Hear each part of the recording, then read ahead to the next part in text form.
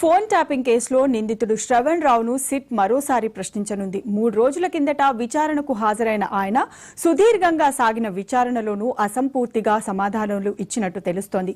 ఈ నేపథ్యంలో ఇవాళ రావాలని దర్యాప్తు బృందం నోటీసులు జారీ చేసింది. ఈ క్రమంలో శ్రవణ్ రావు హాజరవుతారా లేదా అనే ఉత్కంఠ నెలకొంది. ఎస్ఐబి కేంద్రంగా ఎవరెవరిపై నిఘా ఉంచాలనే విషయంలో ఓ మీడియా సంస్థ అధినేత అయిన ఈయన సూచన మేరకే కీలక నిందితులు ప్రభాకర్ రావు, ప్రణీత్ రావులు నడుచుకున్నారనేది దర్యాప్తు సంస్థ ప్రధాన అభియోగం.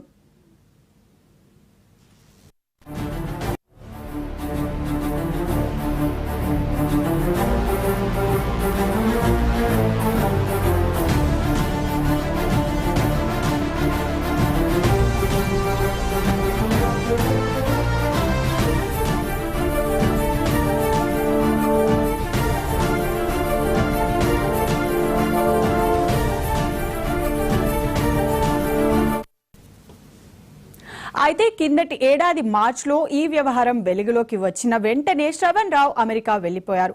ఇంతకాలం విచారణకు హాజరు కాకుండా వచ్చారు. తాజాగా అరెస్ట్ నుంచి సుప్రీంకోర్టులో మధ్యంతర ఉత్తర్వుల ద్వారా ఊరట పొందిన ఆయన దర్యాప్తుకు తప్పనిసరిగా సహకరించాలన్న షరతు మేరకు జూబ్లీహిల్స్ పిఎస్లో ప్రత్యేక దర్యాప్తు బృందం ముందు హాజరయ్యారు. అయితే విచారణ టైంలో ఆయనను మీడియా కంటపడనీయకుండా పోలీసులు వ్యవహరించిన తీరు సర్వత్రా చర్చనీయాంశంగా మారింది.